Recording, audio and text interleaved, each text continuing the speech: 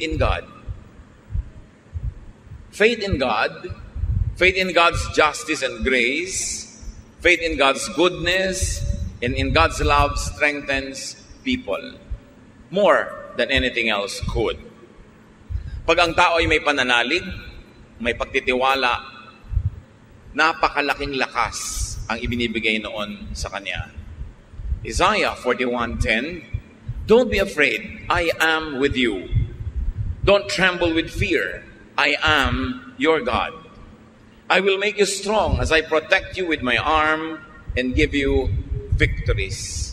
Maraming turo ang Panginoon sa Old Testament, maging sa New, na laging ang tema ay huwag kang matakot, huwag kang panghinaan ng loob. Maging matatag ka dahil ako ang iyong Diyos at alam ko ang nangyayari sa iyong buhay. Habang alam ng Diyos ang nangyayari sa ating buhay, dapat alam din natin na alam niya. Habang tayo ay mahal niya, dapat lagi nating maalalang mahal niya tayo. At habang siya naman ay handang tumulong, dapat wag nating lilimuting nandyan siya. Hindi nawawala ang Diyos, pero kung minsan ang ipinanghihina natin ay yung kawalan ng pagtitiwala o pagkalimot kung sino ang Diyos sa ating buhay. Jeremiah 17:7-8, "But I will bless those who trust me. They will be like trees growing beside a stream, trees with roots that reach down to the water, and with leaves that are always green. They bear fruit every year and are never worried by a lack of rain." Importanteng maalala natin yun na ang Panginoon ang pinagmumula ng ating mga iniinom, kinakain, literally and symbolically. At sinabi ng Panginoon na gagantimpalaan niya ang sino mang nagtitiwala sa Kanya. Hindi ka pa man abutan ng gantimpala. Yung nagtitiwala ka pa lang, may premyo na yon kasi pumanatag na yung loob mo. Tumibay na ang kalooban at nagkaroon na ng kalakasan. Isaiah 12:2, "I trust you to save me, Lord God, and I won't be afraid. My power and my strength come from you, and you have saved me." Marami ng past tense na salvation ang Diyos. God has saved us in many ways. Why will He not save us again? Kaya importante na maalala natin yung katangian niya, yung pagmamahal niya, at yung kanyang laging pag-aaruga sa atin. Be strong, be optimistic. Dapat positive ang pananaw. Pwede mong diliman ang iyong paningin, pero pwede mo namang liwanagan. Pwede mong palungkotin ang sarili, pero pwede mo rin pasayahin. Pwede mong pahinain ang iyong loob at pwede mo rin palakasin. Nasa sayo. A positive, believing worldview strengthens people. Kahit po sa mga pag-aaral sa mga ospital, yung mga pasyente na may religious belief, lalo yung may strong spiritual conviction, mas mabilis sila na mag-respond sa medication.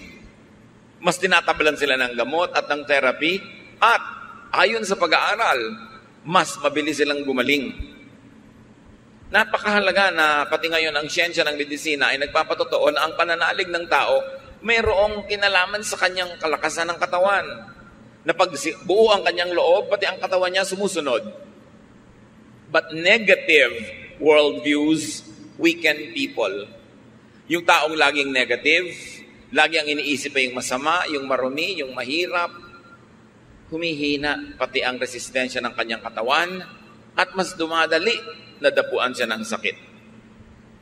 Psalm 121:1-2, "I look to the hills. Where will I find help? It will come from the Lord, who created the heavens and the earth." Itong verse na to, pwedeng maraming kahulugan, yung hill. Hill could mean mountain, could mean problem. Hill could mean kumukulong sa'yo, nakapaligid ng mga burol na mahirap akyatin, mahirap lampasan. But from the same hills can come the help of the Lord. So the same trouble that comes to you could be the source of your salvation. The same difficulty could be the source of your strength. The same problem could carry it with its own solution. At tatandaan natin mga kapatid, lahat ng problema may solusyon. Bakit? Kasi pag walang solusyon, hindi yun problema. At pag hindi problema, di huwag problemahin, tanggapin, Mahalaga positive ang iyong pananaw. Romans 8:28, we know that God is always at work for the good of everyone who loves Him. Pag ito dinibdib natin, na ang Panginoon ay laging gumagawa sa ikabubuti ng mga nagmamahal sa Kanya, kahit kuminsan sa biglang tingin, ay parang hindi maganda yung nangyayari sa buhay. O kahit tagalan mo pa yung tingin, titigan mo at suriin mo, parang mahirap talaga yung nangyayari. Pero kung ikaw ay umiibig sa Panginoon, may paghuhugutan ka ng lakas. Dahil sabi, pag umiibig ka sa Panginoon, lahat ng pinapayagan niya mangyari sa buhay mo ay sa ikabubuti mo. Hindi lang lagi, malinaw na ikabubuti mo yon. Pero kung may pananalig ka, malalampasan ang paningin mong physical, yung nakikita mong parang hindi maganda. At kahit wala kang pruweba sa iyong isip, sa pananalig mo, napapatunayan mong ikabubuti mo yon, doon pa lang, lalakas ka na, gagaling ka na, o malalampasan mo yung oras ng hirap. Follow people who model strength. Maraming mga tao sa paligid natin na pwedeng gawing huwaran. Ang gagawin yung huwaran sa buhay, yung mga matatatag ang loob. Yung buo ang loob, yung matatapang. Huwag yung mahihina. Pagka ang ating ginawang idolo sa buhay, huwaran, yung mahihina, walang ginawang pangharap sa problema kundi iyak, walang mangyayari sa'yo. Pero kung ang titingnan mo, yung mga strong characters, actually, sila yung madalas panalo. In fact, sa mga soap opera, sa mga drama-dramang kinawiwilihan ng marami, yung mga kontrabida nga ang laging enjoy sa buhay. Sila tong kitatatag ng loob, kititigas ng mga sikmura, pero sila ang nananalo, nakukuha nila yung pera, nakukuha nila yung boyfriend o girlfriend, nakukuha nila yung mana. Ang totoo niya, sa huling episode lang naman sila biglang masusunog o kakainin ng lupa o kaya ay kakagatin ng napakaraming langgam. Pero 55 weeks sa kanilang serye, siya ang panalo. Tapos ang lagi nating iniidolo, yung iyak ng iyak, yung laging talo, yung laging api, yung laging kawawa. Kaya ganun tuloy nangyayari sa buhay ng mga manonood. Dapat tibayan ang loob. At huwag kayong tumanggap ng advice, ng example na hindi nakakabuti kahit mukhang kawawa siya. Hindi mabuti sa tao yung kawawa. Hindi mabuti yung nagpapakawawa. Huwag kang mang-api, pero huwag ka rin pa-api. Psalm 1:1-2, God blesses those people who refuse evil advice and won't follow sinners or join in sneering at God. Instead, the law of the Lord makes them happy, and they think about it day and night. Yung advice, kahit hindi sabihin ng bibig, pero yung example ng mga laging api, laging kawawa, laging mahina ang loob, hindi magandang advice yun. Talo ka dun. Dapat ang tao matibay. Pinatitibay ng karanasan, pinatitibay ng kung sino ang tinititigan at tinutularan. How else do you become strong? Get and have supporters. Sabi nga nila, no man is an island. Hindi naman natin kayang pasanin lahat ng pasanin, lutasin ang lahat ng problema kung nag-iisa tayo. Totoo, kung maraming tao sa paligid mo, nadadamay ka sa problema nila. Pero nadadamay ka lang naman hanggang papayagan mo at hanggang kaya mo. Hindi ka naman kayang ubusin ng problema nila kung hindi ka papayag. Yung iba umiiwas makipagkaibigan, makipag-close friendships kasi ayaw nilang madamay sa mga utang, mga problema ng iba. Pero tandaan nyo, sa inyo naman problema, sa inyong pangangailangan, sa kahit paminsan-minsan lang pero dumadating na oras ng kahinaan, kagipitan, napakahalaga that you have a support system. Napakahalaga na may mga tao sa paligid natin na nagsusuporta sa atin. Pero siyempre, susuportahan ka lang naman kung supportive ka rin sa kanila. Kaya willing ka dapat to invest in human relationships. Yung human relationships, kuminsan abala yan Abalang makipagkwentuhan, abalang makaladgadgat mayaya doon, pumunta sa mga event niya na hindi ka laging interesado. Pero isipin mo na rin na sa ikabubuti mo rin yon. Dahil darating ang panahon, kakailanganin at kakailanganin mo ang iyong kapwa-tao. Ecclesiastes 4:9-12, you are better off to have a friend than to be all alone. Because then you will get more enjoyment out of what you earn. If you fall, your friend can help you up. But if you fall without having a friend nearby, you are really in trouble. If you sleep alone, you won't have anyone to keep you warm on a cold night. Someone might be able to beat up one of you, but not both of you. As the saying goes, a rope made from 3 strands of cord is hard to break. Malinaw naman ang mensahe nitong Ecclesiastes. Mas mainam daw na may kasama, may kaibigan, may karamay, may kapartner, merong kang kasama sa iyong buhay. Mas pakikinabangan mo daw ang mga pinaghirapan mo. Siyempre, kung kakain ka, mas masarap na mo may kasabay kaysa nag-iisa ka. Kahit pa nga ilibre mo siya, may kasabay ka naman. Kaysa hindi ka nga nagastusan, wala ka inilibre, pero mag-isa ka lang kumakain. At pag daw natumba ka, kung may kaibigan ka, may magbabangon sa iyo. Kawawa naman daw yung natutumbang wala man lang magbangon. Talagang malaking problema daw yon. At kung sa mga magiginaw na gabi, nag-iisa ka lang, baka mag-yelo ka, pero kung may katabi ka, your body heat can help each other, and you will survive. Kung nag-iisa ka daw, pwede ka sigurong bugbugin ng isang tao, pero kung dalawa kayo, hindi naman niya kayo kayang bugbugin pareho sa bahay.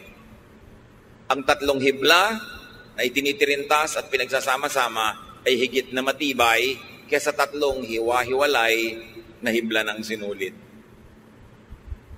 Kailangan itong idiin kasi marami mga tao hindi sila willing to invest in human relationships. They are too engrossed with themselves. They like to have the resources only for themselves.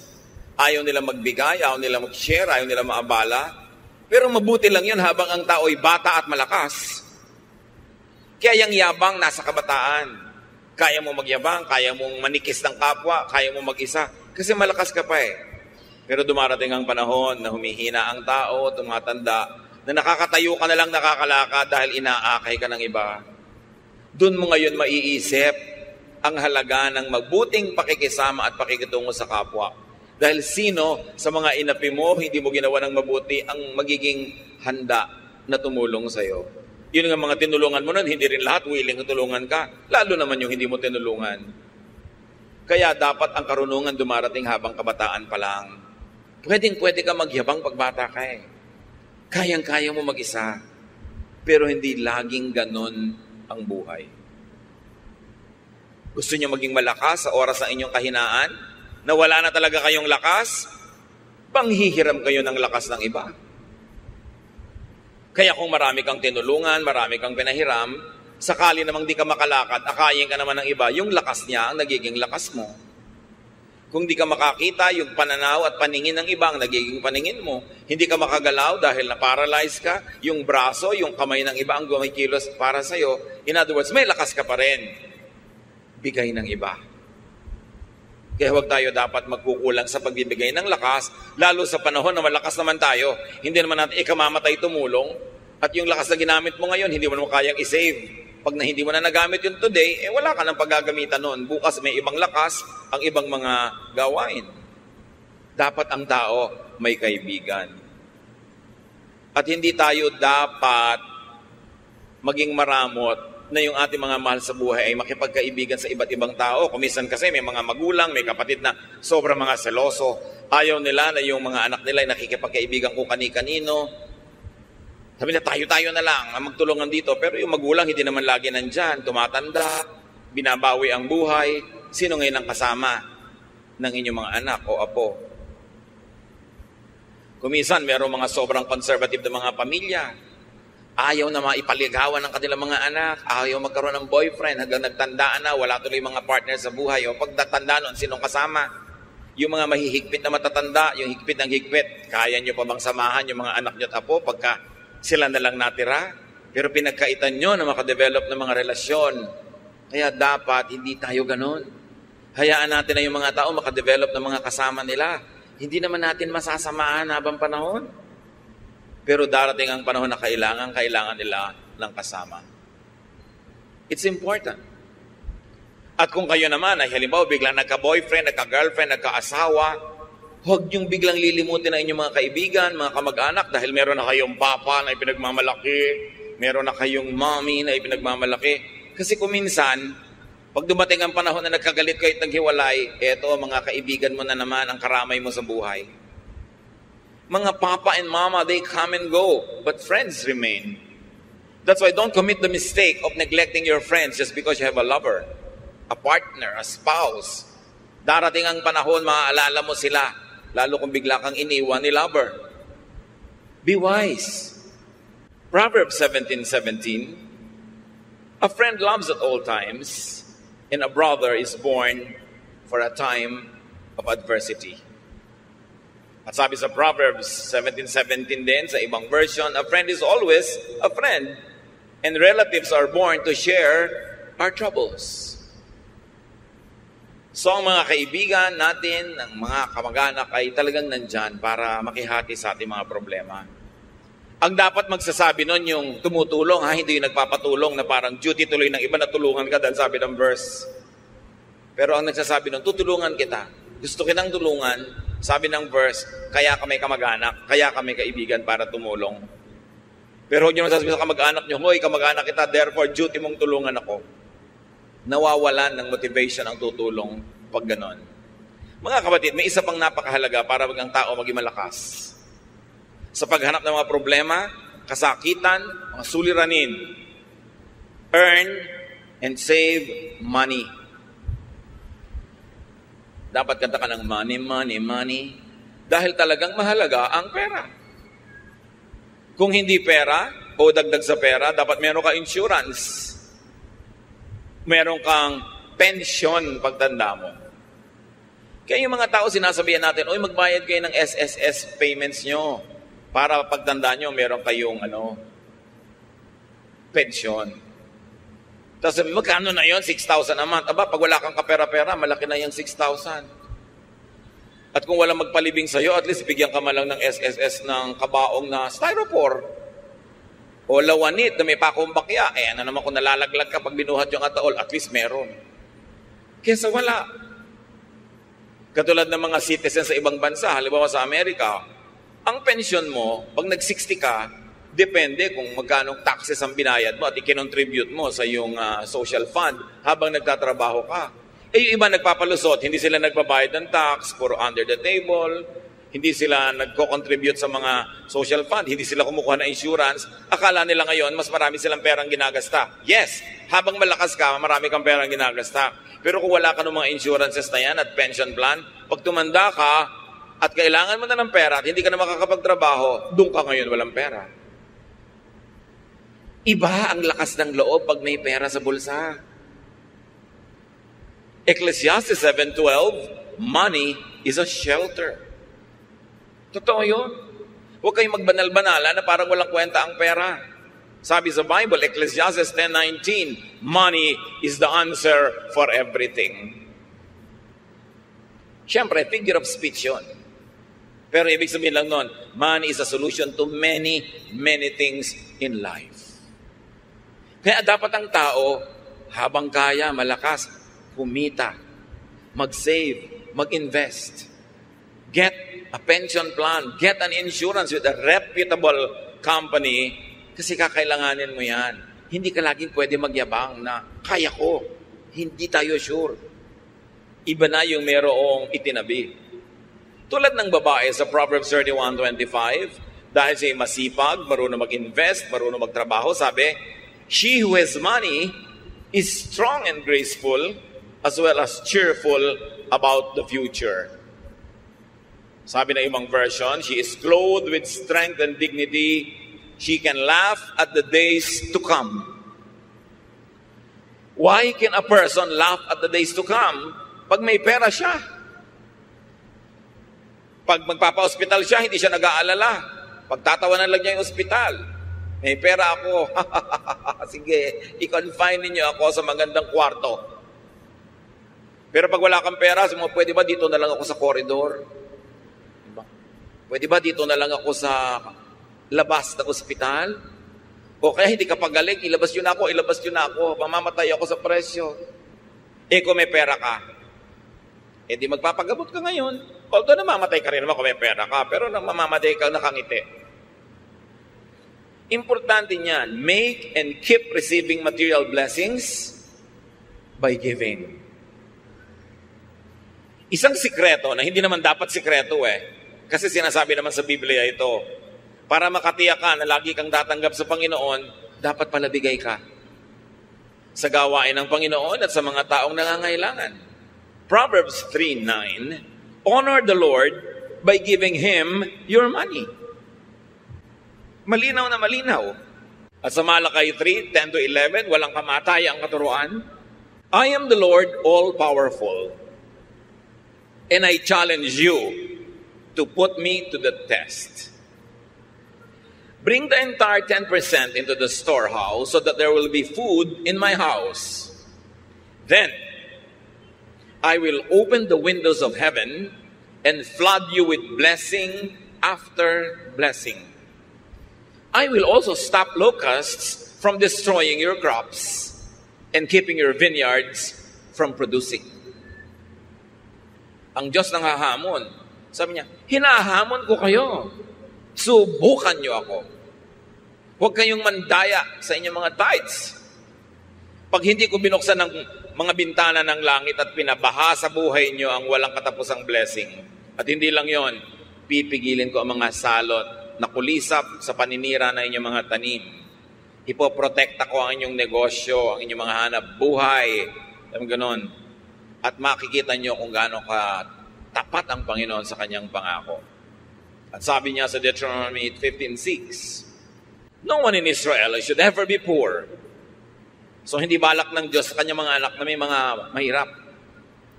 The Lord your God is giving you this land and He has promised to make you very successful if you obey His laws and teachings that I am giving you today. You will lend money to many nations, but you won't have to borrow. You will rule over many nations, but they won't rule you. That is the promise. Pero merong kondisyon. Kung susunod ka sa kanyang mga utos, hindi nyo mararanasang mangutang, kayo ang magpapautang. Hindi nyo mararanasang mangamuhan, kayo ang magiging amo. Pero may kondisyon. Maging tapat tayo sa Panginoon, maging generous. Alam niya kung paano magsukli sa ating buhay. Isa yan na hindi natin naaalala na madalas, na isang napakalaking insurance, savings account, yung ikaw ay giver. Ikaw ay generous, even to people that are not close to you but who are needy. Bawat bigay mo sa nangangailangan, bawat bigay mo sa gawain ng Panginoon, ang Panginoon na magsusukli. At sa palagay nyo kaya, papayag ang Panginoon na may utang siya sa inyo? Oras na ikaw ay nagbigay, lalo kanyang bibigyan. Kasi hindi naman pwedeng mas marami ka pa ibinigay sa kanya, siya ang Diyos. Maraming tao na ang nakadiskubre nito. Merong hindi pa rin madiskubre kasi ayaw subukan. Pero yan talaga ang secret of a very abundant life, to be generous. How else do you become strong? Practice facing and handling hardship.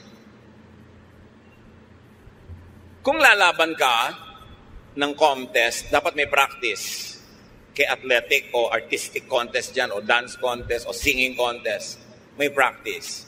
Kung lalaban ka sa mga hirap ng buhay, dapat din may practice. Kahit bata pa ang tao, lalo't bata pa nga, mas dapat turuan na humarap sa mga problema. Parents, let us not overprotect our children. May mga assignments sa school, hayaan nyo sila gumawa, huwag nyo igawa para lang tumaas ang grade. Hindi naman sila yung gumawa, dumali ang buhay nila. Sa palagay nyo, anong naituro nun sa kanila na karakter? Wala. Aasa sa inyo. Kaya 50 years old na, umaasa pa sa inyo. Kasi sinanay nyo. Don't do everything for them. At habang maaari sana nga, kahit kaya nyong paligiran sila ng mga mag-a-assist sa kanila, give them household chores. At kahit napakarami nyong pera, hayaan nyo silang matutong magtipid. Huwag silang palanguyin sa pera kasi mahirap na masanay sa buhay na sobrang maginhawa, madali, maluho. Kasi hindi naman ganun ang totoong buhay. At hindi naman kayo laging nandyan para sila bigyan nun. At nandyan naman kayo, hindi naman tayo sure na lagi kayong may ibibigay. James 1:2-4, my friends, be glad even if you have a lot of trouble. You know that you learn to endure by having your faith tested. But you must learn to endure everything so that you will be completely mature and not lacking in anything. Pagtiisan daw ang dapat pagtiisan.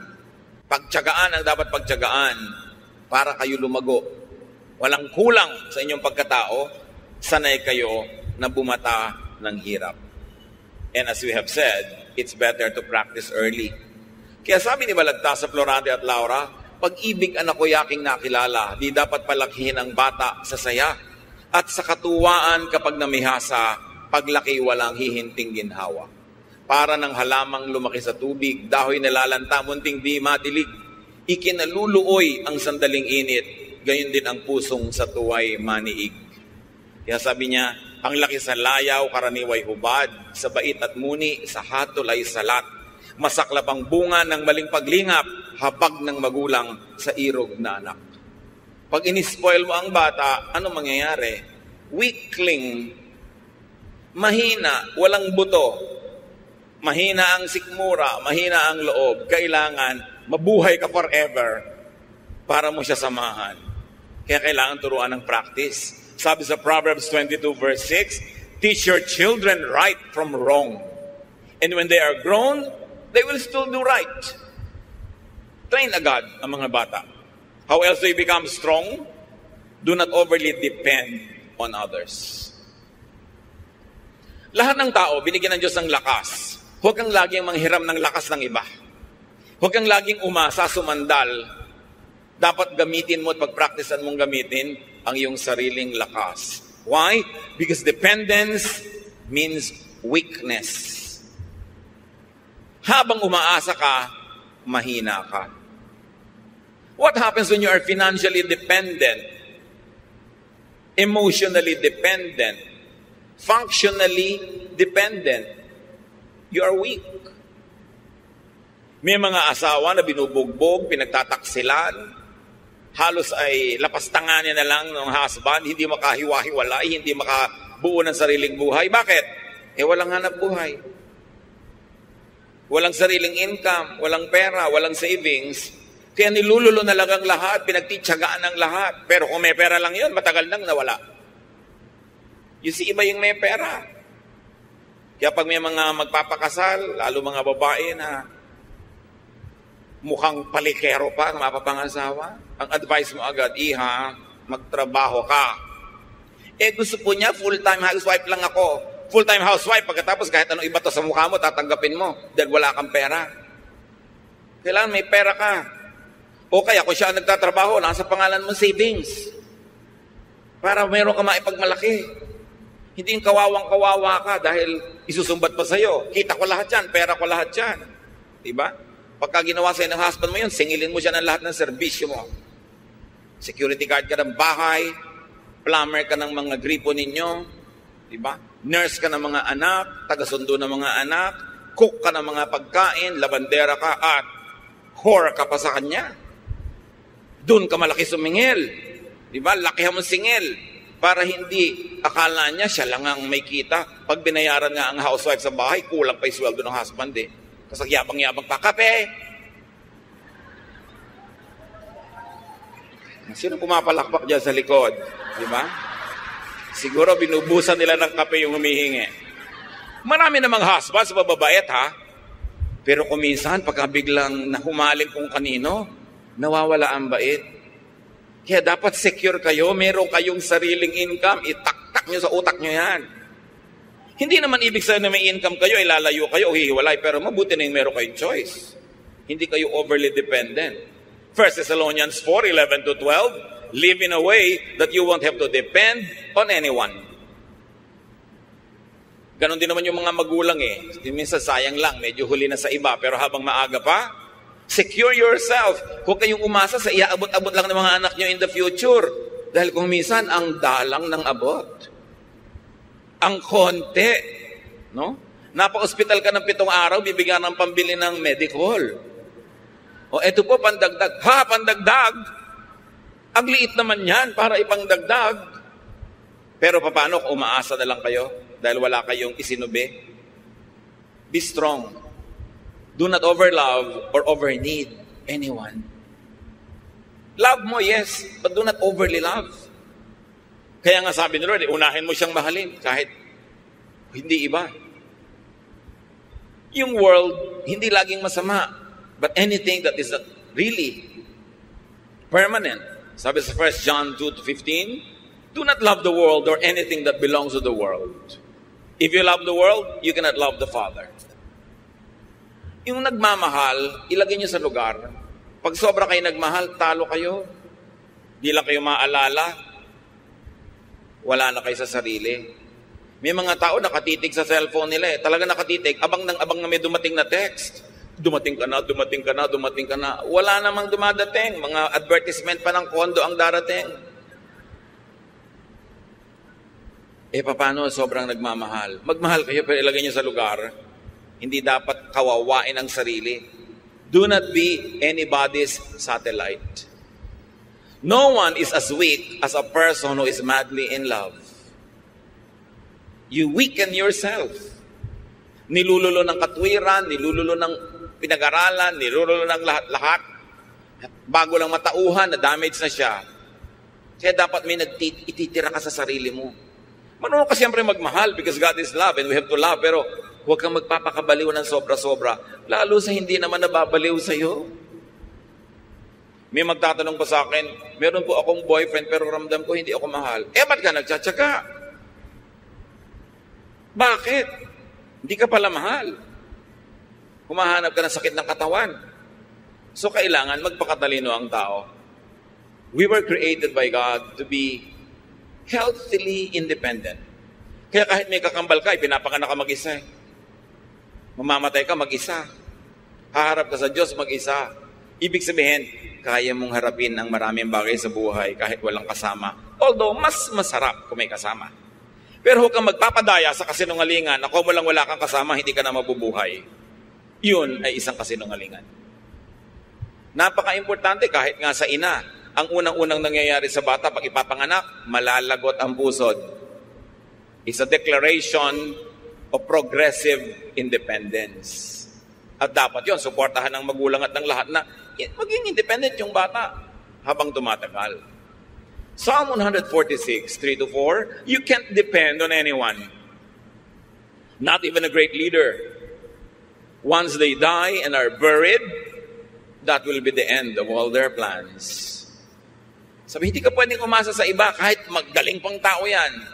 Dahil pag namatay yan, paano ka? Maasa ka. Dependent ka. Mga kapatid, maraming paraan, pero isa na lang ang ating pag-usapan ngayon. Choose to be strong. Laging may choice. It's a choice. It's your choice. Pagka kayo may diabetes, may pagkain dyan na matamis, ang sarap, it's your choice. Pipiliin mo bang kumain yan na pagkalunok mo, masarap lang sa dila, pero pag nalulun mo na, nasa katawan mo na yung lason? O kakainin mo pa rin? It's your choice. May pipiliin kang pagkain A, healthful. Pagkain B, hindi healthful. Alin ang pipiliin mo doon? It's your choice. Ganon din. May problema ka. Pwede kang maging manghina, himatayin, manlumo. Pwede ka pa nga magpakamatay. May gumagawa pa nun. Pero ba't naman yun ang pipiliin mo? It's your choice. Choose to be strong. Iniwan ka ng asawa mo. So, gusto mong mamatay dahil lungkot na lungkot ka na. Daya ka at saka dependent ka pa. So, no, I choose to be strong.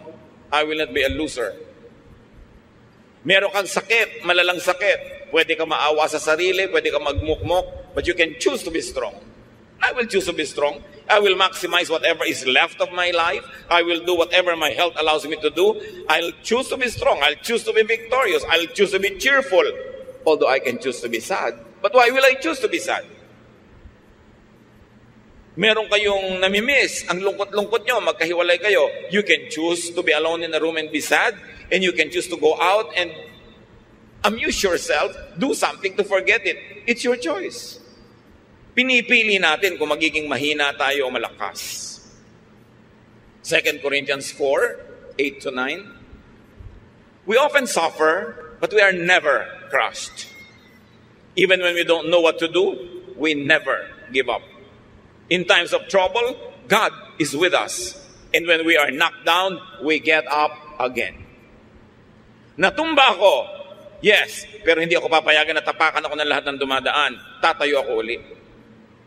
Nadaya ako, yes, pero may buhay pa ako, babawi pa ako. Hindi ako magmumukmok sa buhay. 2 Corinthians 4:16-17, we never give up. Our bodies are gradually dying, but we ourselves are being made stronger each day. These little troubles that are getting us ready for an eternal glory that will make all our troubles seem like nothing. Ang ganon, hindi tayo susuko. Yung mga problema na yan na ating kinakalaban, magiging trophies yan later. Bawat bato na ihahagi sa atin ay magiging monumento. Bawat sugat ay magiging tropeo if you choose to be victorious. Kaya sabi sa Deuteronomy 3:31-6, be brave and strong. And the Lord Jesus echoes that, have peace, do not be afraid. Pag nangihina kayo mga kapatid, pinipili nyo lang yun. But sometimes hindi tayo aware. Hindi tayo aware, ipinapakain natin yung ating lakas sa mga negative forces. Joshua 1:9, I've commanded you to be strong and brave. Don't ever be afraid and discouraged. I am the Lord your God, and I will be there to help you wherever you go. God's people are strong and brave, not weak and afraid. Hindi ganon. Dapat ang tao lakasan ng loob. 1 Corinthians 16:13, keep alert, be firm in your faith, stay brave and strong. Wala kayong kaharap ngayon o haharaping problema